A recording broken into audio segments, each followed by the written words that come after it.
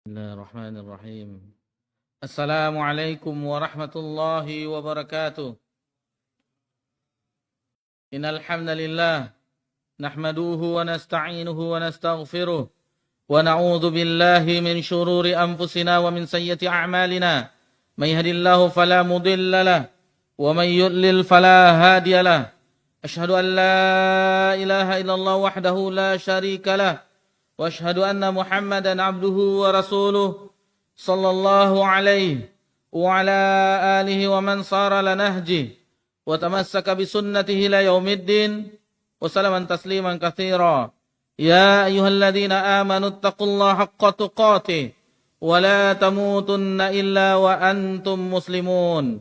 Ya ayyuhan nasu taqu rabbakumul ladzi khalaqakum min nafsin wahidah wa khalaqa minha zawjaha وبث منهما رجالا كثيرا ونساء واتقوا الله الذي تساءلوا به والأرحام إن الله كان عليكم رقيبا يا أيها الذين آمنوا اتقوا الله وقولوا قولا سديدا يصلح لكم أعمالكم ويغفر لكم ذنوبكم ومن يطع الله ورسوله فقد فاز فوزا عظيما أما بعد فإن أصدق الحديث كتاب الله وخير الهدي هدي محمد صلى الله عليه وسلم وشر الأمور محدثاتها وكل محدثة بدعة وكل بدعة ضلالة وكل ضلالة في النار. Alhamdulillah, di kesempatan yang berbahagia ini lebih kurang 1 bulan kita tidak sempat melanjutkan kajian kita karena di 2 pekan yang lalu itu bertepatan dengan Hari Raya Idul Adha. Sehingga di malam harinya yang biasanya jadwal kita di setiap Jumat Pekan Ganjil, itu kajian kita bersama-sama membahas, memetik faedah dari buku Mulia dengan Manhaj Salaf. Jadi lebih kurang 1 bulan dan Alhamdulillah kita bisa melanjutkan di kesempatan yang berbahagia ini. Kita masih berada di bulan haram, yakni bulan Zulhijjah, tanggal 25 Zulhijjah tahun 1446 Hijriah, bertepatan 20 Juni 2025 Masehi. Adapun kegembiraan yang kita saksikan di beberapa hari ini, yaitu kembalinya saudara-saudari kita, Duyufur Rahman, tamu-tamu Allah dari Tanah Suci. Setelah mereka menunaikan manasik haji, ibadah haji rukun Islam yang kelima, dan seandainya kita berkesempatan mengunjungi mereka, karib kerabat kita atau tetangga kita, saudara, saudari kita, jamaah kita, maka terpancarlah kebahagiaan, cerita-cerita selama di sana. Dan ini adalah perjalanan yang paling indah di dalam kehidupan kaum muslimin. Perjalanan yang paling indah dalam rangka ibadah yaitu perjalanan haji. Begitu juga umroh. Berbeda dengan umroh mungkin di setiap bulan bisa. Adapun haji itu apabila kita perhatikan kondisi yang sekarang ini sangat panjang antriannya. Bahkan sebagian ustadz kita mengeluarkan fatwa tidak wajibnya bagi warga negara Indonesia untuk berhaji. Terlepas dari perselisihan bagaimana pendapat ulasan tersebut, akan tetapi ini tetap meskipun berapa tahun pun antriannya, atau kita dimudahkan dengan harta yang berlebih, mungkin haji yang lainnya, ONH Plus dan yang lainnya.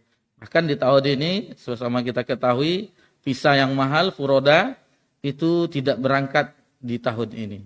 Jadi dari situ kita bisa pelajari bahwasanya memang itu bukan undangan manusia, tetapi memang Allah yang memanggil orang-orang yang bisa berangkat menunaikan ibadah haji. Tentunya di dalam hati kita kerinduan untuk bisa menunaikan ibadah haji tentu sangat besar. Maka perbanyak doa dan usahakan untuk segera mendaftar. Karena harta yang ada di tangan kita itu akan diminta pertanggungjawabannya. Apalagi di bulan ini. Ini kita mengetahui acara menerima raport, libur, jenjang alih pendidikan dari lembaga pendidikan misalnya dari SD mau masuk mahad dan seterusnya atau masuk perguruan tinggi, ini mengeluarkan biaya yang cukup membuat keriting Bapak-bapak. Nah, kalau ibu enggak terlalu, bapak-bapak. Karena tulang punggung keluarga itu bapak-bapak. Jadi mudah-mudahan Allah mudahkan urusan kita semuanya. Intinya yaitu kembali kepada Allah, meminta kepada Allah, berdoa kepada Allah, Allah mudahkan. Generasi salaf jangankan perihal untuk yang paling utama yaitu keselamatan di akhirat kelak, untuk hal yang sepele saja mereka meminta kepada Allah. Karena tauhid mereka yang murni kepada Allah, meminta garam beriodium, berapalah harganya. Tetapi ketika itu tidak ada di dapur mereka, berdoa kepada Allah meminta garam. Sendal mereka putus, sandal jepit, meminta kepada Allah. Karena mereka tidak mau menghinakan diri kepada makhluk. Mereka yang telah ditarbiyah oleh Nabi sallallahu alaihi wasallam menghinakan diri mereka kepada Allah azza wajalla. Sama hak kita dengan yang lainnya. Cuman mereka adalah dilebihkan dalam masalah harta dan yang lainnya. Adapun yang membedakan, mereka ditanamkan oleh Nabi, yang membedakan adalah ketakwaan kepada Allah azza wajalla. Berbeda kita di zaman ini, yang dihormati adalah orang yang banyak harta. Yang didengar katanya adalah orang-orang banyak harta. Adapun orang-orang yang tidak memiliki apa-apa, itu meskipun berkoar-koar itu tidak akan didengarkan. Inilah zaman yang mana harta berbicara, pangkat, jabatan, kedudukan. Akan tetapi orang yang tetap belajar agama Allah, mereka tidak merasakan hal tersebut. Karena izzah mereka, kemuliaan, yaitu dengan agama Islam. Ketika mereka tunduk patuh dengan syariat Allah, itulah kebahagiaan mereka. Itulah kebahagiaan ketika bisa beribadah kepada Allah, ketika bisa hadir di majelis ilmu, membawa sebagian tadi anak-anak alhamdulillah banyak yang hadir di sholat maghrib berjamaah, mungkin karena suasana libur, ada yang libur dari Mahat. Cuman tanggung jawab kita ketika musim ini hati-hati mereka, jangan sampai mereka tidak murojaah, jangan sampai mereka lalai banyak bermain dan seterusnya. Dan handphone, ini jet itu sangat wanti-wanti. Bukan seandainya tidak bisa sama sekali, alhamdulillah. Tetapi sekarang kita di zaman tidak ada lagi permainan patok lele, tidak ada lagi permainan ini. Inilah zamannya. Cuman dikontrol, didampingi, terutama umahat yang di belakang. Dikontrol. Jangan terlalu sayang karena sibuk, biarin aja, yang penting mereka tenang di kamarnya. Jangan. Karena sekarang sangat mudah kemana-mana. Dan itu kita saksikan sendiri. Khawatir kita karena sayang kepada mereka, tetapi menjebak mereka ke arah-arah yang banyak negatifnya. Waliyahzubillah. Jadi musim-musim libur boleh digunakan, dan perihal yang mubah, dan rangka ibadah juga bisa juga. Seperti berjumpa dengan kakek dan nenek yang masih memiliki, itu adalah sesuatu yang kesempatan yang berharga. Alangkah bahagianya mereka orang tua yang kulitnya telah keriput, yang matanya telah kabur, mendengar cucunya datang. Itu bahagia mereka. Sangat bahagia. Lebih daripada kita membawa oleh-oleh yang kita bawakan. Mendengar cucunya yang apalagi yang memanjat-manjat, yang ini, itu membuat mereka bahagia. Jika ada kesempatan, bawalah mereka ke kampung halaman untuk berjumpa. Ya, tamasa boleh. Ini kadang-kadang tamasanya yang banyak. Berbicara dengan nenek, kakek yang masih ada, itu sangat sedikit. Ini yang sangat kita sayangkan, yang diutamakannya rekreasinya, healingnya. Tetapi untuk keluarga berbicara dengan orang tua, sehingga itu sangat sedikit sekali. Dan ini sangat sebentar, waktu 3 pekan ya Pak Masri. Itu sebentar.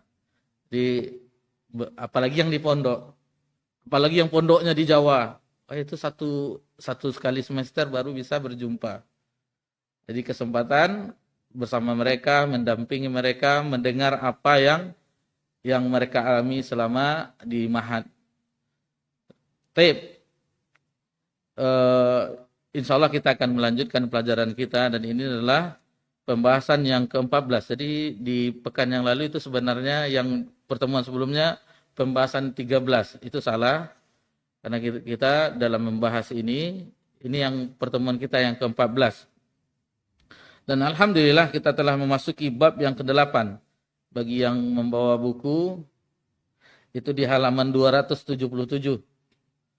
Ini buku yang beredar puluhan kemarin, tapi yang di bawah tertinggal Ustaz. Nasibnya jangan sama dengan buku-buku yang lain. Nasibnya sama buku banyak koleksi tapi tidak dibaca, tidak disentuh. Yang kalau ahsannya, lebih baiknya itu yang pelajaran, misalnya kita belajar sekarang memetik faedah dari buku mulia dengan manhaj salaf di bawah. Jadi ada faedah-faedah penting ditandai dan seterusnya.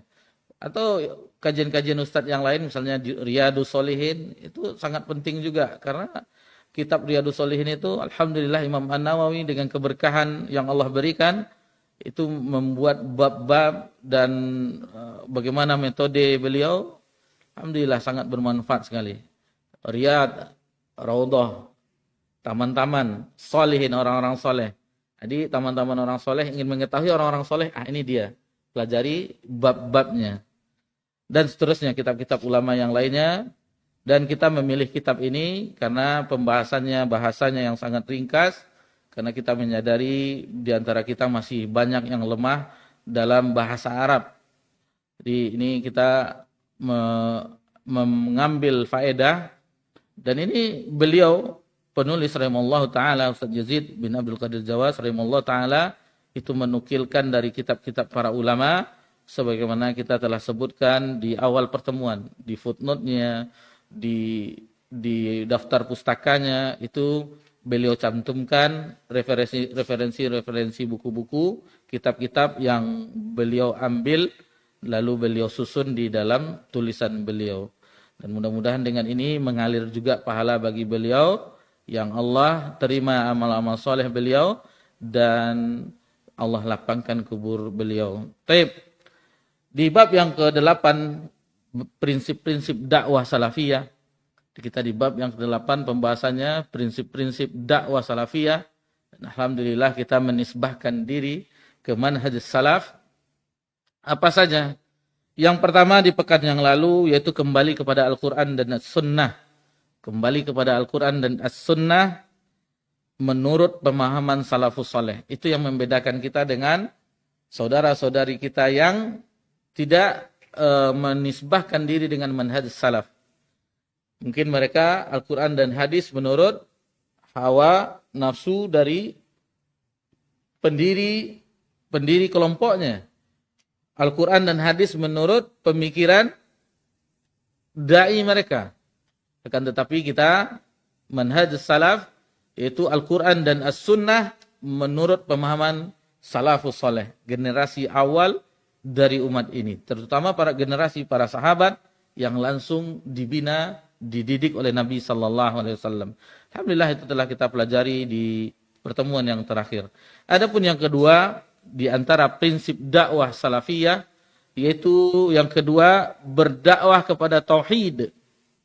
Berdakwah kepada tauhid dan mengikhlaskan amal semata-mata karena Allah. Itu yang kedua. Prinsip dakwah salafiyah yang kedua, berdakwah kepada tauhid dan mengikhlaskan amal semata-mata karena Allah. Jadi orang-orang salafiyun seluruhnya, baik da'inya, orang-orang yang mengajak kepada Allah, kemudian orang-orang yang hadir di pengajiannya, dan itu sangat mengetahui sekali bahwasanya prinsip dakwah salaf ini adalah tauhid. Karena itu yang paling penting, asas pokok dari agama ini, inti ajaran agama Islam adalah tauhid. Dan itu yang dititik beratkan di dalam dakwah manhaj salaf. Itu yang dititik beratkan. Karena di sana membahas bagaimana hak Allah yang harus ibadah itu ikhlas karena Allah. Dan itu sangat penting. Di dalam kita beribadah kepada Allah, sangat penting seluruh amalan kita, seluruh ibadah kita, itu harus hanya untuk Allah Subhanahu wa Ta'ala. Tanpa sedikit pun riya dan sum'ah. Tanpa sedikit pun untuk selain Allah Subhanahu wa Ta'ala. Dan ini sangat berat. Niat yang ikhlas itu sangat berat. Sangat berat. Kecuali orang-orang yang dirahmati oleh Allah Subhanahu wa Ta'ala. Dan itulah para nabi dan rasul menggiring umat untuk bagaimana ibadahnya betul-betul baik, betul-betul ikhlas untuk Allah Subhanahu wa Ta'ala. Bukan dakwah orang-orang yang di akhir zaman, tetapi para nabi, al-anbiya wal mursalin, itu dakwahnya prioritasnya adalah dakwah tauhid. Dakwah tauhid. Meskipun demikian, tidak meninggalkan dakwah-dakwah yang lain. Seperti mempelajari ibadah, mempelajari adab, dan seterusnya. Dan itu sangat penting. Jadi, kata ulama, fal ahamu aham.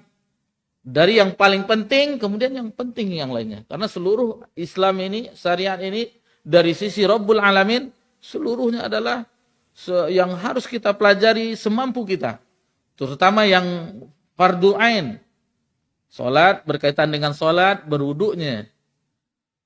Puasa berkaitan dengan hal-hal yang apa saja yang membatalkannya dan seterusnya. Begitu juga ibadah-ibadah yang lainnya. Yang setiap saat kita lakukan, itu wajib kita mempelajarinya. Fardu ain. Berbeda dengan misalnya faraid, ahli hukum waris misalnya, itu bukan fardu ain. Karena tidak semua yang memiliki waktu atau kesempatan untuk mempelajarinya. Adapun tauhid, salat, dan rukun iman, rukun Islam itu wajib, fardu ain. Dan jangan sampai meringan-ringankannya. Ini sudah belajar. Dari SD sudah belajar, dari MDA sudah belajar, dari 20 tahun yang lalu sudah belajar. Ini harus diulang-ulang. Harus diulang-ulang karena hati kita itu lemah. Banyak yang faktor-faktor yang akan membuatnya lalai. Itu makanya setiap saat diingatkan, setiap saat diingatkan, setiap saat diingatkan. Fazakir fa inna dzikra wa zakkir fa inna dzikra tanfa'ul mu'minin. Beri peringatanlah. Karena peringatan itu bermanfaat bagi orang yang beriman. Ya, alhamdulillah kesempatan bagi ikhwani fiddin, azakumullah wa akhwati fillah bisa hadir di majelis ilmu adalah sebagaimana kita sebutkan, sering kita sebutkan adalah hal-hal momen-momen yang berharga di dalam kehidupan kita. Karena talabul ilmi banyak sekali keutamaannya. Hadir di majelis ilmu banyak sekali keutamaannya. Bahkan di generasi orang memuliakan ilmu itu yang hadir itu ribuan, 5.000, 6.000 bukan di masjid lagi. Itu di alun-alun, di lapangan. Seperti zaman Imam Ahmad bin Hanbal itu yang hadir ribuan. Belum ada pengeras suara, mikrofon belum ada. Sehingga namanya saut mukabir. Yang paling terakhir mendengar haddatsana fulan, membacakan hadis Nabi SAW, yang di paling belakang langsung menyimak haddatsana fulan, haddatsana fulan, haddatsana fulan, sampai ke barisan belakang mendengarnya. Seperti itu mereka belajar dengan teknologi apa adanya, tetapi semangat mereka dan mereka meyakini bahwasanya ilmu syar'i adalah dari sisi Rabbul Alamin, dan apabila banyak bagi yang mendapatkannya tentunya akan mendapatkan keberuntungan yang banyak, baik itu di dunia terutama di akhirat kelak. Baik. Jadi bagi para orang yang tidak acuh istilahnya tauhid terus, maka dikhawatirkan dia akan menyimpang dari jalan yang lurus, dari siratal mustaqim. Jadi disimpulkan di sini kewajiban terbesar yang wajib ditempuh para dai, para ustadz dan para ulama adalah meniti manhaj para nabi alaihimussalam. Itu wajib, dan berdakwah menuju Allah Subhanahu wa taala. Ini kewajiban seorang dai yang mengajak kepada Allah, para ustadz, para ulama, yaitu meniti jalan para nabi dan para rasul mengajak kepada Allah Subhanahu wa taala. Lihatlah orang-orang yang berdakwah salaf, kita perhatikan mereka tidak pernah berdakwah misal contoh, ayo di Masjid Ubay ini aja kita belajar, jangan di masjid yang lain. Tidak ada. Karena sudah jelas, selagi yang diajarkannya itu jelas, yang dipelajari itu jelas, kita para ulama, itu dimanapun boleh. Kepada siapapun boleh. Dan nikmat yang begitu, mungkin kita tidak sadar dengan kenikmatan ini, betapa banyak ustadz-ustadz kita yang datang ke kota kita, Pekanbaru, kota bertuah, itu memuji-muji. Alangkah nikmatnya kehidupan di Pekanbaru. Ustadznya banyak, majelisnya banyak. Kalau dahulu itu saja orangnya. Kalau belajar Sahih Muslim ya di situ di Marpoyan, Ustadz Maududi. Hari Ahad sama hari Rabu. 2 kali sepekan. Kalau mau belajar Sahih Muslim, itu sama Ustadz Zaki. Sahih Bukhari di Umar. Kalau mau belajar Riyadus Shalihin sama Ustadz Armen rahimahullah di Masjid Gobah. Akramunas. Kalau mau belajar hadis Arba'in Nawawiyah atau Sirah Nabawiyah sama Ustadz Abu Zubair. Masih tinggal di Jalan Bakti, Masjid Al-Iman. Jadi yang ngaji itu orangnya, jumpa itu lagi orangnya. Jumpa lagi itu juga orangnya. Kalau sekarang kalau enggak datang ustadz yang dari luar daerah itu enggak jumpa. Karena di Ubay sibuk dengan di sini alhamdulillah setiap hari kajian, di RJ setiap hari kajian, di bagian sampai ke Pandau sampai ke Palas pedalaman itu sudah ada Masjid Abu Hurairah, Ibadur Rahman sampai ke tepi danau danau buatan Masjid Ahmad Jariyah. Alhamdulillah. Banyak sekarang pengajian-pengajian, tinggal kitanya saja yang lagi. Apakah kita mau menghadirinya atau tidak? Apakah kita mau mendapatkan keutamaan atau tidak? Dan termasuk kufur nikmat dari nikmat ini, pengajian banyak, tidak ada satupun yang hadir dalam pengajian-pengajian. Ini kufur nikmat. Ustadz, jangan suzon Ustadz. Kan bisa live streaming ada sekarang. Kami di rumah nonton live streaming. Ada sekali Ustadz mulia dengan manhaj salaf. Apa yang dibahas? Nah, enggak tahu Ustadz.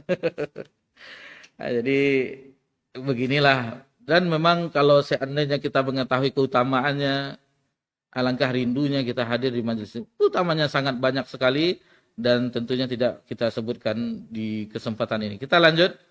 Bagaimana dakwah, yaitu dakwah ini, manhaj salaf, manhajnya.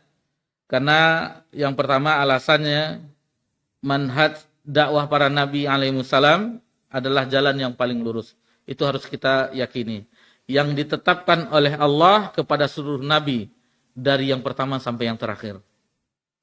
Yang kedua, jadi bahagia kita kan, memakai metode manhaj salaf, para nabi dan rasul itu dakwahnya. Jadi kita tidak mengajak orang, mengumpul massa, nanti untuk mengambil suaranya, enggak. Kita mengajak orang masuk ke ormas kita, misalnya kita ada ormas, enggak. Tapi dakwah salaf, mengajak umat, mengajak manusia untuk beribadah hanya kepada Allah Subhanahu wa taala, tanpa sedikit pun kesyirikan di situ, apalagi yang niatnya rusak. Ini sangat berat. Perbaikan hati ini yang paling susah dan yang paling berat. Itu makanya Nabi dari awal sampai menjelang wafat, Nabi dakwahnya itu diingatkan terus. Meskipun sahabat sudah berada di puncaknya, mereka telah bersama Nabi, tetapi di akhir-akhir ayat Nabi tetap ingatkan tentang masalah tauhid, tentang menjauhi kesyirikan. Kemudian para nabi alaihimussalam benar-benar telah berpegang teguh dan mempraktekkan manhaj ini. Hal itu jelas menunjukkan kepada kita bahwa masalah manhaj bukan termasuk masalah ijtihaiyah. Jadi ini bukan ijtihaiyah berasal dari pemikiran seseorang ini, tidak. Ini telah diwarisi dari para nabi dan rasul dan diwarisi oleh para generasi sahabat dan ulama-ulama berikut seterusnya sampai akhir zaman. Dan seandainya kita tidak mau mengambil manhaj ini, Allah akan pilih kaum yang lain untuk berdakwah sesuai bagaimana para nabi dan rasul. Dan lihatlah orang-orang yang berdakwah selain meniti jalan salaf, lihatlah apa yang mereka dakwahkan. Aneh-aneh, semuanya aneh-aneh. Tidak sesuai dengan apa yang diajarkan oleh nabi dan rasul. Dan bahkan mereka kita suarakan kembali kepada Al-Quran dan Sunnah. Kita dakwahkan seperti itu, kita suarakan seperti itu. Malahan tudingan akan datang. Lihatlah orang-orang itu menuduh kita tidak berlandaskan Al-Quran dan As-Sunnah. Akan tetapi kalau kita perhatikan, Anda beribadah seperti itu dari mana dalilnya? Dari mana dalilnya? Sampai-sampai mereka sedikit-sedikit dalil, sedikit-sedikit dalil. Itu mereka makan tuh ada dalilnya. Sampai ke situ. Ini masalah ibadah. Yang kita katakan masalah ibadah. Ketika ibadah disebutkan, mana dalilnya? Bukan masalah duniawi, masalah kebiasaan manusia. Dia pergi bekerja, mana dalilnya? Sampai ke situ. Yang kita maksud dalilnya yaitu mengenai ibadah kepada Allah Subhanahu wa taala.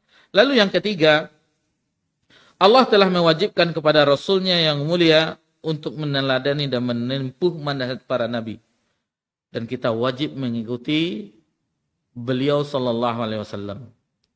Yang keempat, karena kesempurnaan konsep dakwah para nabi itu tergambar dari dakwahnya Nabi Ibrahim alaihissalam. Karena kita mengetahui Nabi Ibrahim itu milah yang hanif. Milah yang hanif maksudnya condong kepada tauhid, itu menjauhkan kesyirikan. Itu dakwahnya milah Ibrahim. Hanifah muslimau wa ma kana minal musyrikin. Dan jauh dari kesyirikan. Karena dakwah Nabi Ibrahim yang nampak, bahkan Nabi Ibrahim ketika itu mendakwahkan dengan sebetul-betulnya, dengan sempurna di keadaan zamannya. Bahkan yang beriman ketika itu dan ketika beliau mendakwahkan, itu beliau seorang diri. Nabi Ibrahim seorang diri. Meskipun seorang diri tetap dikatakan ummah. Ummah di situ bisa itu pemimpin, imam. Jelaskan oleh ulama tafsir, ummah di situ bisa dikatakan umat yang gabungan yang banyak. Kenapa dia dikatakan umat padahal sendiri dia mendakwahkan hanya seorang diri? Karena dakwahnya besar. Itu mendakwahkan tauhid. Dakwah yang sangat besar. Dakwah yang diemban oleh para nabi dan rasul. Itu pada dakwah tauhid. Dakwah tauhid. Dan kita telah singgung di pertemuan sebelumnya bagaimana anehnya orang-orang kafir Quraisy ketika mendengar dakwah Nabi SAW. Apalah perihal Muhammad ini? Dia menjadikan ilah yang wahidah, ilah yang satu. Kemana berhala-berhala kita yang ratusan ini? Aneh menurut mereka. Nabi mengajak hanya satu ilah, satu sesembahan. Aneh, ajaib. Jadi kalau kita dakwahkan ini seperti ini, harus meminta kepada Allah, harus menggantungkan diri kepada Allah. Tidak, Ustaz. Itu orang yang dikubur itu orang soleh, Ustaz. Tidak tanggung-tanggung. Wali Allah. Jadi kalau apa, Ustaz, mereka itu hanya perantara saja. Hanya wasilah saja. Itu menurut mereka. Akan tetapi inilah dia tandingan bagi Allah. Ketika Allah memerintahkan, ketika meminta, itu hanya kepada Allah saja. Wa qala rabbukum ud'uni astajib lakum. Langsung kepada Allah. Berdoalah kepadaku. Kenapa harus ada perantara? Iya, Ustaz. Coba Ustaz kalau bisa berjumpa dengan Bapak Wali Kota sekarang atau Gubernur sekarang, tidak akan mungkin. Kecuali ada orang-orang yang lewat-lewat yang dipercayainya. Analogikan seperti ini. Tidak, Allah tidak seperti itu. Jangan samakan dengan makhluk. Jadi Allah ketika hamba butuh langsung kepada Allah, itulah dia yang ikhlas, itulah tauhid, itulah yang murni. Tanpa ada perantara sedikit pun. Di ketika itu Nabi diperintahkan untuk mengikuti milah Ibrahim yang hanif, dan itu Nabi melaksanakannya.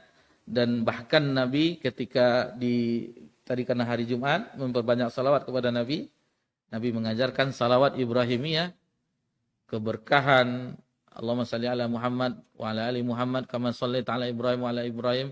Kemudian juga keberkahan kama barakta ala Ibrahim wa ala Ibrahim. Nabi ingin juga keluarganya diberkahi sebagaimana keluarga Nabi Ibrahim. Padahal Nabi sendiri itu termasuk keluarga Nabi Ibrahim, keturunan Nabi Ibrahim.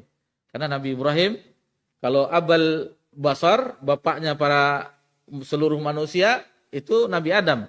Adapun abal anbiya, bapaknya para nabi adalah Nabi Ibrahim alaihissalam. Karena dari Nabi Ibrahim lahirlah Ismail alaihissalam dan Ishak alaihissalam. Dari Ishak alaihissalam lahirlah Nabi Yakub, Yusuf, seterusnya semuanya Bani Israel. Sampai Nabi Isa alaihissalam, itu seluruhnya Bani Israel. Adapun dari garis Nabi Ismail itu tidak ada nabi. Sampai yang terakhir dari Arab, itu Nabi Muhammad SAW. Ketika kebenaran itu diketahui oleh Ahlul Kitab, terutama orang-orang Yahudi, ternyata dari mereka. Maksudnya, mereka merasa kaum yang dilebihkan oleh Allah, Bani Israel. Seluruh para nabi dan rasul itu dari Bani Israel. Ketika tahu dari Arab, keturunan Nabi Ismail, ternyata dari mereka. Akhirnya mereka mengingkari. Mereka mengingkari dan merubah-rubah Taurat, Injil, agar kebenaran Nabi Muhammad SAW itu disamar-samarkan. Kemudian yang kelima, Allah Subhanahu wa taala berfirman, "Ya ayyuhalladzina amanu, atiiullah wa atiiur rasul wa ulil amri minkum." Wahai orang-orang yang beriman, taatilah Allah dan taatilah Rasul dan taati pemimpinmu. Fa in tanaza'tum fi syai' farudduhu ila Allah wa Rasul. Jadi jika kamu mendapatkan di dalam perihal agama sesuatu yang berbeda, berselisih, berbeda, lalu di sini solusinya, farudduhu ila Allah wa Rasulih. Maka kembalikanlah kepada Allah. Maksudnya kepada kitabullah, kepada Al-Quran. Wa rasulih. Maksudnya, kalau kepada Rasul sudah tidak ada sekarang. Sudah meninggal. Maksudnya kepada hadisnya, sunnahnya. Kemudian, di dalam ayat tersebut, in kuntum tu'minuna billahi wal yaumil akhir. Jika kamu beriman kepada Allah dan hari akhir. Zalika khairu ahsanu ta'wila. Yang demikian itu lebih utama bagimu dan lebih baik akibatnya, dalam surah An-Nisa ayat 59. Jadi memang harus dikembalikan kepada Allah, kepada kitabullah dan kepada sunnah Nabi sallallahu alaihi wasallam. Dan itulah perkara yang paling terbesar kalau kita lihat Al-Qur'anul Karim, lalu kita lihat perhatikan bagaimana Nabi sallallahu alaihi wasallam dalam berdakwah, itulah yang paling utama. Itu tauhid itu.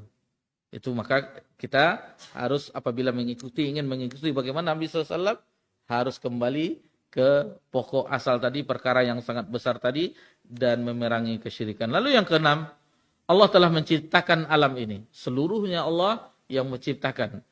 Khalik adalah Allah Azza wa Jal. Selain Khalik, itu adalah makhluk, itu alam. Itu makanya Alhamdulillahi Rabbil Alamin. Rabb semesta alam. Kita semuanya, langit, bumi, beserta isinya, itu alam. Makhluk Allah, ciptaan Allah Subhanahu wa ta'ala. Jadi Allah menyusun tersebut rapi sesuai dengan aturannya. Bagaimana beredarnya planet-planet sesuai dengan tempat gugusnya itu. Tidak ada yang berselisih. Begitu juga dengan bagaimana alam ini itu sesuai rapi, sesuai dengan yang Allah atur. Kalau tidak, maka akan terjadi musibah yang sangat besar, berbenturan antara planet dan seterusnya. Dan begitu juga syariat ini. Allah telah turunkan, tentu sesuai dengan yang Allah atur. Allah yang mengatur, lalu disampaikan oleh Nabi SAW sebagaimana yang Allah atur. Nah ini dia, begini-begini. Jangan sampai dibentur-benturkan. Jangan sampai diacak-acak, dirubah-rubah. Seandainya kita melakukan perubahan di dalam aturan Allah Azza wa Jal, maka terjadilah perubahan-perubahan, acakan-acakan dan kerusakan di dalam agama Allah Azza wa Jal. Jadi jelas itu tauhid ditopang ruhnya. Disitulah tegak berporos ibadah seluruhnya, akhlak seluruhnya, muamalah seluruhnya. Jadi itu intinya, tiangnya, ruhnya. Dan kita mengetahui bagaimana jasad tanpa ruh nggak ada manfaat jasad tersebut. Bahkan diantar ke perkuburan. Begitu juga tauhid di dalam beragama seorang hamba tanpa tauhid itu rapuh, semuanya rapuh. Akan mudah terombang-ambing. Azan, Pak. Tip kita azan dulu, insyaallah setelah azan akan kita lanjutkan pembahasan ini. Insyaallah.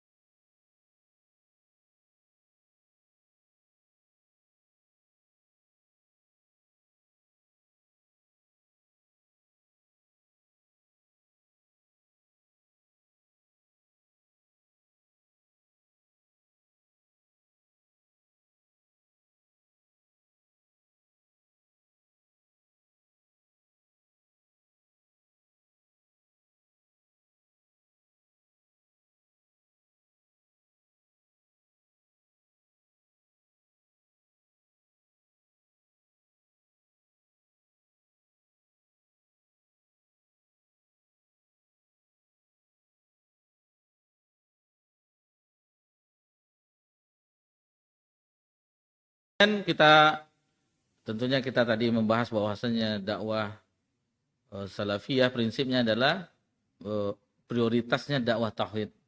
Kita ulang kembali, itu apa itu tauhid? Jadi kita dakwah tauhid, kita tauhid. Kita ulang lagi. Secara bahasa, tauhid itu adalah menjadikan satu. Itu makna tauhid secara bahasa. Adapun secara istilah, tauhid adalah mengesahkan Allah Ta'ala dalam hal yang menjadikan kekhususan Allah Subhanahu Wa Ta'ala. Baik itu rububiyah, uluwiyah, dan asma wa sifat. Taib, kita bahas apa itu rububiyah, uluwiyah, dan asma wa sifat. Sebenarnya ini kita telah mengetahuinya. Alhamdulillah, dimanapun majelis-majelis ilmu, ini dibahas. Bahkan sebagian orang yang di kelompok lain pengajian menuduh, nih lihatlah orang salaf kajiannya trinitas. Rububiyah, uluwiyah, asma wa sifat. Lalu bagaimana kita membantah syubhat ini? Jadi masalah ini, tauhid itu hanya satu. Sebenarnya tauhid itu hanya satu. Akan tetapi setelah ulama meneliti, istiqra' istilahnya menganalisa, membolak-balikkan lembaran mushaf Al-Quran, ayat-ayat Allah Subhanahu Wa Ta'ala, kemudian mempelajari hadis Nabi SAW, maka disimpulkan untuk memudahkan di dalam memahami tauhid tersebut. Apa bedanya dengan disiplin yang lainnya seperti kita mempelajari fikih? Itu kita mengetahui ada istilah ibadah itu wajib, ada istilahnya sunnah, ada makruh, ada haram. Itu tujuannya para ulama menjelaskan seperti itu untuk memudahkan kita. Bahkan kalau diperhatikan hadis Nabi, yang Nabi dari lisan beliau menyebutkan sholat sunnah tahiyatul masjid, itu tidak ada. Itu adalah bagaimana ulama menyimpulkan ketika seseorang ingin memasuki rumah Allah agar memuliakan masjid, dia sholat sunat. Dan diambillah dalil-dalilnya ketika Nabi SAW diantaranya. Ketika Nabi khutbah, ada seseorang yang langsung duduk. Lalu Nabi bertanya, "Sholaita, apakah engkau telah sholat?" "Belum." Kata Nabi, "Kum, berdiri. Sholat 2 rakaat." Nah, seperti itu, dalil-dalil seperti itu, sehingga muncullah istilah ulama di fikih, tahiyatul masjid. Padahal itu di hadis tidak ada Nabi mengatakan, sholat tahiyatul masjid dulu. Tidak ada. Jadi istilah-istilah seperti itu untuk memudahkan kita. Atau kita belajar tajwid. Ilmu tajwid, tahsin yang kita ketahui. Itu mim ketemu ini, lam ketemu ini, dan seterusnya. Apa itu izhar, apa itu idgham, dan seterusnya. Itu tidak ada penjelasan yang seperti itu. Akan tetapi para ulama, qori itu menyimpulkan. Sehingga memudahkan bagi orang-orang setelah itu untuk memahami agama. Oh ini ternyata ini hukumnya. Ini hukumnya. Oh ternyata ini dengung. Dan seterusnya. Nah, kalau dilihat-lihat di zaman Nabi tidak ada orang belajar seperti ini hukumnya ini. Tetapi para ulama qiraah tentunya itu menyebabkan seperti itu. Dalam bahasa Arab itu tidak ada nahwu, sorof, ini tidak ada. Tapi para ulama ahli bahasa, sastra Arab itu memudahkan. Jadi untuk baris itu mempelajari nahwu. Adapun untuk kalimat perubahannya turunannya itu sorof. Seperti kata sajada, yasjudu, sajid, usjud, ada akhirnya jadi fiil makan tempat, misalnya masjid, tempat sujud. Dari kata-kata sujud. Orang yang sujud sajid. Itu juga seterusnya berubah-ubah. Padahal dari satu kata. Dan di dalam akidah ulama agar memudahkan kita mempelajarinya, maka disimpulkanlah ini. Ada rububiyah, ada uluwiyah, dan asma wa sifat. Seandainya ini tidak ada, bagaimana? Tidak ada, tetapi di dalam pembahasan itu terkandung itu. Agar kita memudah agar paham, kita harus mengetahui apa itu rububiyah. Dari kata-kata Rob rububiyah. Alhamdulillahi Rabbil alamin. Segala puji bagi Allah, Rabb semesta alam. Jadi Rabb itu adalah Allah Subhanahu wa taala yang semuanya wajib diimani. Allah satu-satunya yang maha pencipta. Allah satu-satunya yang mematikan, menghidupkan. Allah yang satu-satunya memberikan rezeki. Allah satu-satunya yang mengelola alam semesta. Nah, itu kata-kata Rob yang banyak, ada di situ Malik, ada di situ, itu Rob. Itu makanya yang penerjemah, yang sebagian penerjemah yang kita ketahui yang amanah, itu tidak mau menerjemahkan Rob itu dengan Tuhan. Karena tidak mencakup. Karena kata Rob itu banyak maknanya. Yang mengatur alam semesta, yang ini, seterusnya. Yang sangat banyak dari turunan dari Rob tersebut. Itu makanya kita lihat, sebagian buku yang penerbit, Rob dengan garis miring. Tidak mau menerjemahkan dengan Tuhan, karena dengan Tuhan tidak mewakili apa yang terkandung dalam rababa tadi, rububiyah tadi. Jadi, itu harus kita yakini. Tidak ada yang mencipta kecuali Allah. Allah saja yang menciptakan, dan tidak ada yang lain. Tidak ada yang memberikan rezeki kecuali Allah. Kalau itu sudah kita ketahui, maka kita sudah paham dengan rububiyah Allah. Di segala sesuatu tentang perbuatan Allah, hanya Allah saja yang mencipta. Hanya Allah saja yang menghidupkan. Hanya Allah saja yang mematikan. Hanya Allah saja yang memberi rezeki dan seterusnya. Itu dia rububiyah. Alhamdulillahi Rabbil Alamin. Yang setiap hari kita baca, segala puji bagi Allah, Rabb semesta alam. Kemudian di ayat yang lain, dalam surah Al-A'raf ayat 54, Inna rabbakumul ladzi khalaqas samawati wal ard fi sittati ayyamin tsumma istawa 'alal arsy. Sesungguhnya Rabbmu adalah Allah yang telah menciptakan langit dan bumi fi sittati ayyam, dalam masa 6 hari. Tsumma istawa 'alal arsy. Kemudian dia istiwa di atas arsy. Yughsil lailan nahar yatslubu hasisa wasyamsa wal qamar wan nujuma musakharati bi amri. Jadi semuanya itu dia yang menutupkan malam kepada siang. Maksudnya adanya malam, pergantian siang dan malam yang begitu cepatnya. Kita dari maghrib tadi kita perhatikan bagaimana cepatnya gelap itu. Itu Allah yang mengaturnya. Kemudian Allah menciptakan matahari, Allah menciptakan bulan, Allah menciptakan bintang-bintang, musakharati bi amri, kata Allah Subhanahu wa taala, yang semuanya itu tunduk kepada perintah Allah. Ala lahu khalqu wal amr, dan ketahuilah yang menciptakan, yang memerintahkan itu adalah Allah. Tabarakallahu Rabbul Alamin. Jadi maha suci Allah, Rabb semesta alam. Itu dalil-dalil, dan ini sangat banyak. Dalil tentang rububiyah ini sangat banyak dalam Al-Quran. Jadi hanya mengetahui hanya saja Allah yang mencipta, Allah yang mengatur, Allah yang memberikan rezeki, ini belum bisa dikatakan orang itu masuk kepada tauhid secara seluruhannya. Karena orang-orang kafir Quraisy, mereka mengetahui bahwa Allah lah yang telah menciptakan alam semesta. Akan tetapi peribadahan mereka ada kepada selain Allah. Terutama terhadap berhala-berhala mereka yang besar, Latta, Uzza, Manat, Hubal, dan seterusnya. Nah, ini dia terjadi penyelewengan terhadap tauhid. Nah, di sini dia, di uluhiyah. Apa itu tauhid uluhiyah? Yaitu mengesahkan Allah, beribadah hanya kepada Allah, menunggalkan ibadah hanya kepada Allah secara mutlak. Seluruh ibadah. Apa yang kita yakini dari ibadah? Seluruh perkataan, perbuatan, baik yang nampak maupun yang tidak nampak, yang dicintai dan diridai oleh Allah. Kita ketahui itu ada puasa, ada sholat, ada zakat, ada haji, kemudian amalan hati. Di situ ada cinta, ada khauf, ada harap, semuanya. Ada penyembelihan dan seterusnya, semuanya untuk Allah Subhanahu wa taala. Seluruh ibadah itu hanya untuk Allah Subhanahu wa taala. Dan di dalam masalah inilah banyak orang yang terperosok. Baik itu yang besar maupun yang kecil. Kalau kita mempelajari kitab tauhid, di orang yang bersahadat itu belum ada jaminan mereka selamat dari kesyirikan.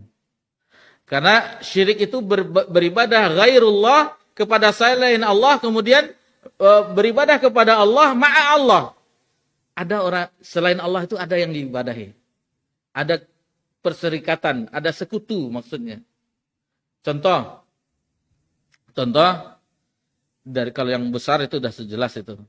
Itu yang besar yaitu tauhid, iblis, kemudian orang yang menganggap dirinya mempunyai perihal yang gaib, kemudian yang seterusnya. Nah, itu di antara yang besar. Adapun yang kecil yaitu dari lafaz. Dan ini sering kita contohkan dari lafaz.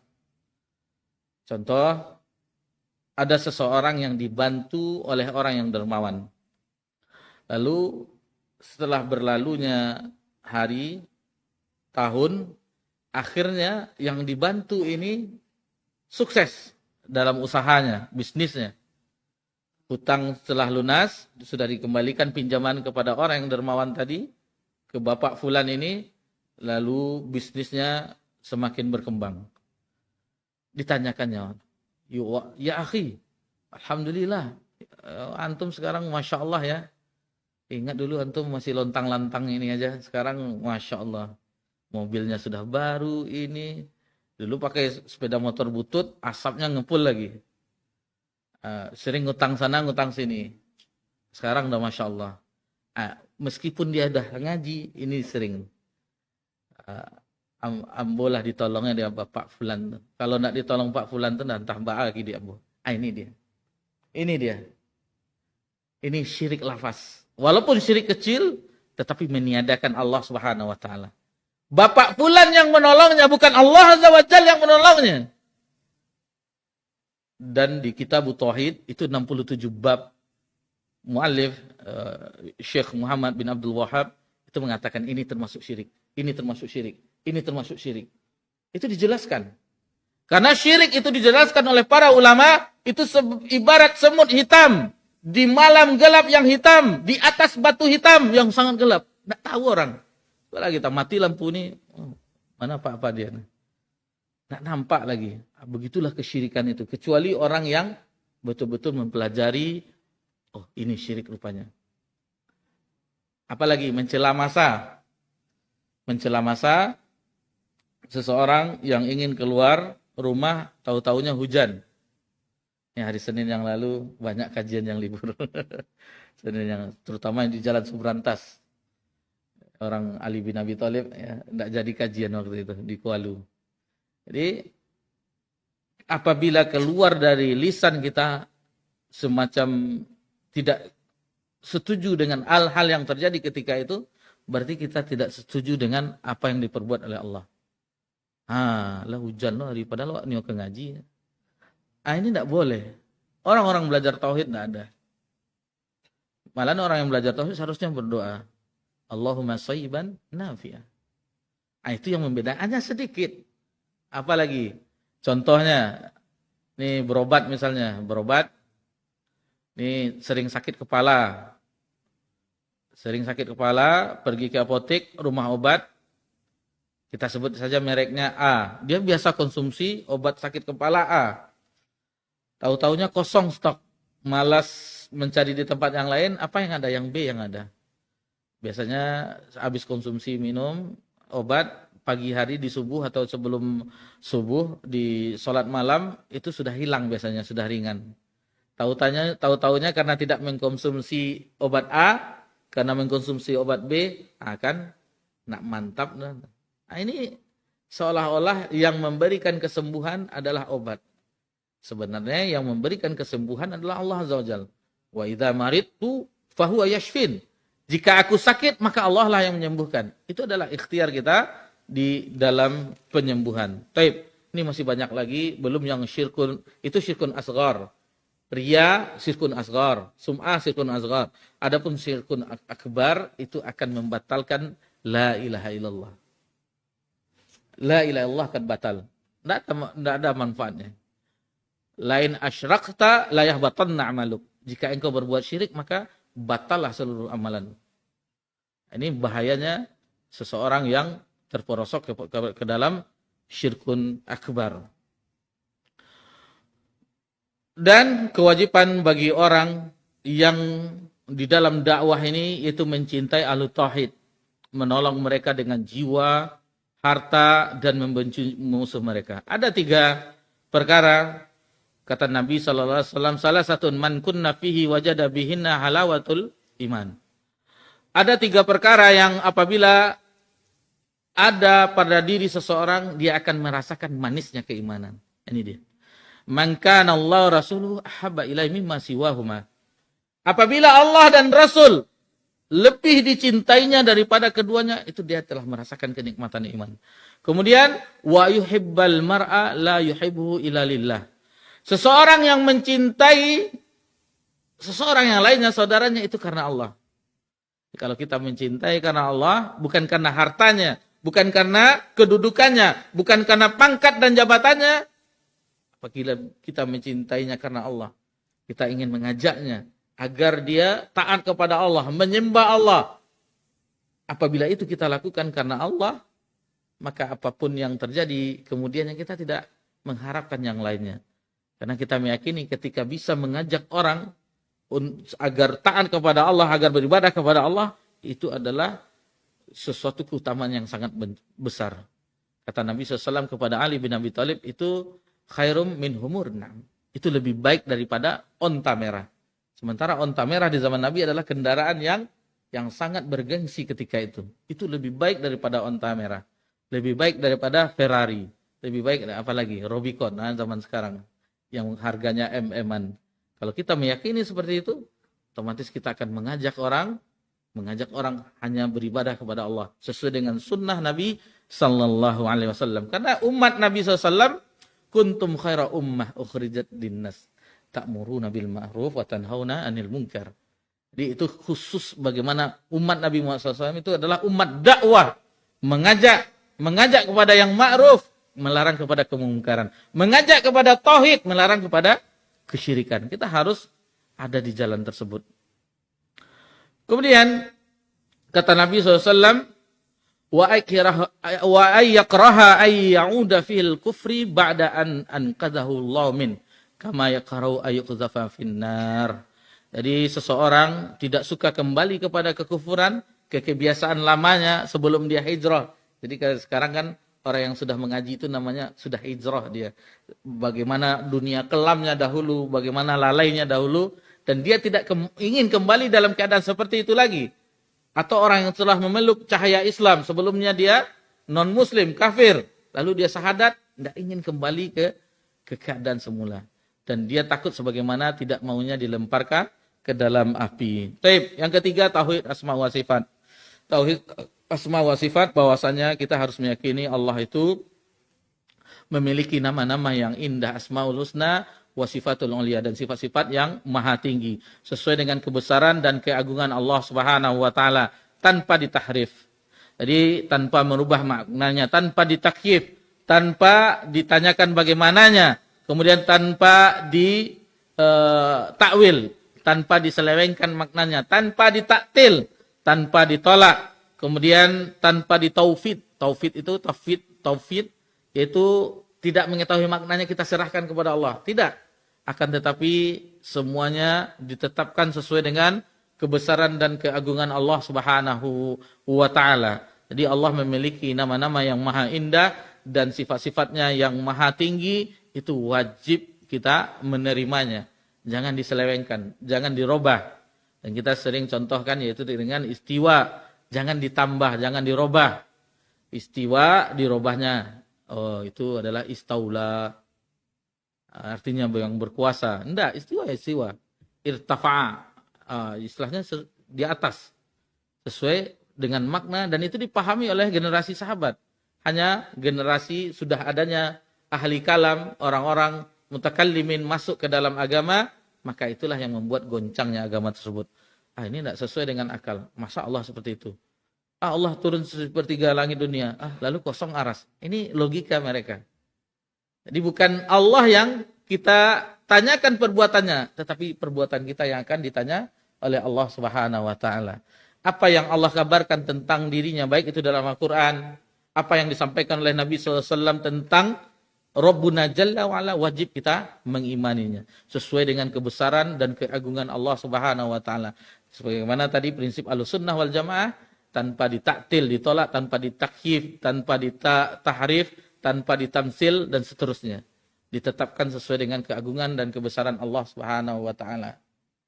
Ini kan anehnya dia sok-sok mengetahui tentang Allah sendiri. Allah yang menyebutkan di dalam Al-Qur'anul Karim bahwasanya Allah begini, Allah Maha Pengasih, Allah Maha Penyayang, Allah begini, Allah begini, Allah begini. Allah yang sebutkan tentang dirinya. Lalu Nabi sebutkan juga Allah ini begini. Allah itu bergembira ketika mengetahui hambanya bertaubat, faraha. Berarti Allah ada sifat bergembira ketika mendengar, ketika mengetahui hambanya yang bertaubat kepadanya, melebihi gembiranya orang yang hilang bekal makanannya di padang pasir. Ada seseorang dengan ontanya, tunggangannya penuh dengan makanan. Ketika dia berteduh di bawah pohon, bangun, hilanglah semua bahan makanan tersebut. Pasokan makanan dan minumannya. Sedih, kecewa, cemas di padang pasir.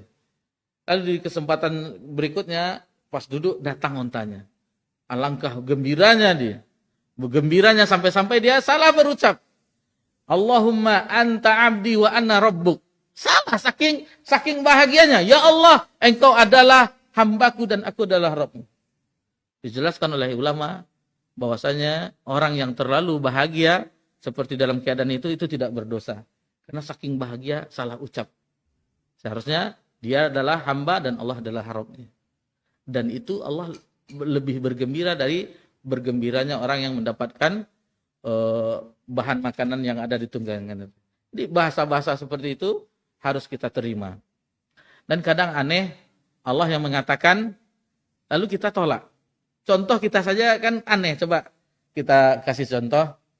Abu Imran. Abu Imran misal mengatakan, Ustadz, jangan melamunya Ustadz, pari ambu lapanya. Masa yo? Padahal Abu Imran telah mengatakan bahwasanya dia perutnya lapar. Kita tolak pula. Allah mengatakan dia begini. Allah maha ini, Allah maha. Tidak ada Allah seperti itu. Kita tolak pula. Nabi yang mengabarkan kita tolak. Kan aneh. Jadi itu ini cuma gambaran bagaimana kita memahami nama-nama Allah yang maha indah, Asmaul Husna wa Sifatul Ulia. Dan tentu ada kaidah-kaidahnya yang di sini disebutkan bahwasanya ketika Al-Walid bin Muslim pernah bertanya kepada Imam Malik bin Anas, Imam Al-Zain, Al-Layth bin Sa'ad, As-Sufyan Ats-Tsauri tentang berita sifat-sifat Allah. Mereka semua menjawab, Amir ruha kama ja'at bila kaif. Yaitu perlakukanlah sifat-sifat Allah sebagaimana datangnya dan janganlah engkau persoalkan tersebut. Imam Ahmad rahimahullah mengatakan mengenai hadis-hadis sifat Allah, kita beriman kepadanya, membenarkannya dan tidak menolak sesuatu pun darinya selama diriwayatkan dengan sanad-sanad yang sahih. Jadi generasi salaf mengatakan pondasi Islam tidak akan tegak kecuali dengan taslim, yaitu berserah diri. Maksudnya tunduk kepada nas Al-Quran dan As-Sunnah. Kemudian ada beberapa kaidah, kita singkat saja, tentang nama-nama sifat Allah Subhanahu wa taala. I'tikad Ahlussunnah wal Jamaah masalah sifat Allah didasari dua prinsip. Yang pertama yaitu bahwasanya Allah taala wajib disucikan dari semua nama dan sifat kekurangan secara mutlak. Yaitu seperti mengantuk, itu tidak ada bagi Allah. Tidur tidak ada bagi Allah. Lemah tidak. Kemudian bodoh tidak ada bagi Allah. Mati tidak ada bagi Allah. Itu namanya kalau kita belajar, sudah belajar akidah Ahlussunnah wal Jamaah apa itu? Yang tidak ada bagi Allah sifatnya sifat salbiyah. Jadi ada subutiyah, ada salbiyah. Subutiyah ini ada dua, ada zatiyah, ada fi'aliyah. Ini kalau kan sudah belajar apa kan kaidah. Nanti takutnya dibuka nih apa nih pembahasannya. Jadi itu tentang asma wa sifat, ada kaidah-kaidah. Setiap nama itu adalah sifat Allah dan setiap sifat itu belum tentu sifat itu nama Allah. Nah, jadi itu semacam itu, ada kaidah-kaidah yang harus diketahui tentang asma wa sifat. Kemudian Allah mempunyai nama dan sifat yang sempurna yang tidak ada kurang sedikit pun juga. Tidak ada sesuatu pun dari makhluk yang menyamai sifat-sifat Allah. Jadi Allah sempurna. Allah mengatakan dia Maha Penyayang, memang Allah Maha Penyayang. Berbeda dengan manusia, manusia misalnya namanya soleh, belum tentu sifatnya soleh. Allah sesuai dengan nama dan sifatnya. Taib. Jadi ini Allah sebutkan dalam surah As-Saffat ayat 180, 182, Subhana rabbika rabbil izzati amma yasifun. Maha suci Rabbmu yang mempunyai keperkasaan dari apa yang mereka katakan. Wassalamun alal mursalin walhamdulillah rabbil alamin. Dan kesejahteraan dilimpahkan atas para rasul dan segala puji bagi Allah Rabb sekalian alam. Jadi apabila seseorang sudah menempuh ini, jalan ini, baik tentang rububiyah, uluhiyah, asma wa sifat, maka itulah jalan yang lurus. Orang yang berada di jalan yang lurus itu orang-orang yang telah Allah karunia nikmat. Sebagaimana Allah sebutkan dalam surah An-Nisa ayat 59 di ihdinas siratal mustaqim, siratal ladzina an'amta alaihim, itu ditafsirkan dalam ayat yang lain dalam surah An-Nisa ayat 69 wa may yuti'illah wa rasulahu faulaika mal ladzina an'amallahu alaihim minan nabiyyin. Jadi barang siapa yang taat kepada Allah dan Rasul, mereka itulah yang ma'al ladzina an'amallahu alaihim. Mereka itulah yang bersama orang-orang yang telah diberi nikmat oleh Allah, minan nabiyyin, dari golongan para nabi, wasiddiqin, dari golongan orang-orang yang benar, yang jujur, wasyuhada, dari golongan orang-orang yang mati syahid, wassolihin, dari golongan orang-orang soleh, wahasuna ulaika rafiqa, dan mereka itulah sebaik-baik teman. Tentunya di akhirat kelak bagi orang yang telah menempuh siratal mustaqim. Kemudian keutamaan dakwah tauhid, dan ini yang terakhir kita singkat saja. Sebenarnya ini telah ada di kajian-kajian yang lainnya. Kita hanya mengulang apa yang telah disusun oleh muallif rahimahullah taala, itu sudah ada di kitab-kitab ulama yang lain, pembahasan yang lainnya. Jadi para dai harus memulai dakwahnya dengan mengajak kepada tauhid, karena itu adalah dakwah paling utama dan yang paling mulia. Ada sebuah hadis yang dinukilkan di sini bahwasanya iman itu al-imanu bid'un wa sab'una aw bid'un wa sittuna syu'bah. Iman itu memiliki lebih dari 70 atau 60 cabang. Yang afdaluha qaulu la ilaha illallah. Yang paling tinggi, yang paling afdal itu adalah ucapan la ilaha illallah. Wa adna imatatul adza 'anit thariq. Dan yang paling rendah itu menyingkirkan gangguan apapun bentuknya, baik duri, baik itu pecahan kaca, baik itu kotoran, lalu kita singkirkan dari jalan, itu yang paling bawah. Wal haya'u syu'batu minal iman, dan malu itu adalah bagian jelas dari hadis ini. Fa afdaluha, yang paling afdal qaulu la ilaha illallah. Itu la ilaha illallah. La ilaha illallah adalah kalimatut tauhid. Imam An-Nawawi menyebutkan Nabi SAW telah mengingatkan bahwasannya cabang-cabang keimanan lainnya tidak akan sah dan tidak diterima kecuali setelah sahnya cabang yang paling utama, yaitu tauhid. Al-Imam Ibnu Qayyim rahimahullah taala menyebutkan tauhid adalah kunci pembuka dari dakwah Rasul. Kita akhiri perjumpaan kita ingat hadis Jibril, yang mana ada seseorang yang datang yang diriwayatkan oleh Umar bin Khattab, dan ini adalah hadis yang kedua di dalam matan Arba'in An-Nawawiyah. Ketika ada seseorang yang datang yang sangat putih bajunya, yang sangat hitam rambutnya, yang tidak ada satupun orang yang mengenalnya. Lalu dia mendekat kepada Nabi SAW, mendekatkan lututnya, meletakkan tangannya di atas paha, lalu bertanya, "Ya Muhammad." Langsung berkata, "Ya Muhammad, akhbirni anil Islam." Beritahukanlah, kabarkan kepada aku tentang Islam. Lalu Nabi menjawab dengan rukun Islam. Lalu ditanyakan lagi oleh malaikat tersebut, "Akhbirni anil iman." Beri kabarlah, beritahukan kepadaku tentang keimanan. Lalu Nabi menjawab dengan rukun iman, antu'minuna billah wa malaikatihi wa kutubihi, dan seterusnya sampai takdir. Perhatikan di sini kata ulama, jawaban Nabi apa yang paling utama? Tauhid dulu. Antu'minuna billah. Engkau beriman kepada Allah. Itu sudah jelas menunjukkan di dalam rukun iman itu yang paling utama dahulu, yaitu iman kepada Allah. Dan ilmu, kata para ulama kita, yang paling mulia adalah ma'rifatullah, mengenal Allah Azza wa Jalla. Karena kita yang dikaitkan dengan ketika mempelajarinya adalah tentang zat yang maha mulia, yang maha kuasa, yang maha tinggi, yang maha suci. Itu maka ketika seseorang mempelajari ma'rifatullah, mengenal Allah, dan kita mengetahui usulul salasah, apa yang pertama diketahui itu al-ilmu itu apa yang pertama? Al-ilmu ma'rifatullah.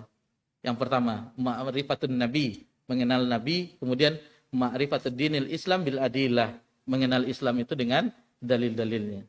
Itu yang paling utama, dan mudah-mudahan Allah Subhanahu wa taala memberikan keistiqomahan kepada kita di dalam mempelajari agama Allah, di dalam ketaatan kepada Allah, dan itu sangat berat kecuali kita senantiasa belajar, senantiasa mengamalkan apa yang kita ketahui, dan senantiasa bergaul dengan orang-orang yang soleh di antaranya, dan kuatkanlah doa kepada Allah Subhanahu wa taala, karena belum tentu kita di akhir hayat kita tetap berada dalam keadaan yang kita inginkan, yaitu wafat dalam keadaan keimanan, dalam keadaan istiqomah, belum tentu, kecuali kita tempuh jalannya, sehingga apabila di akhirnya innamal a'malu bil khawatim, di akhirnya kita bisa menutup akhir hidup kita dengan ketaatan, dengan tauhid yang murni kepada Allah Subhanahu wa taala.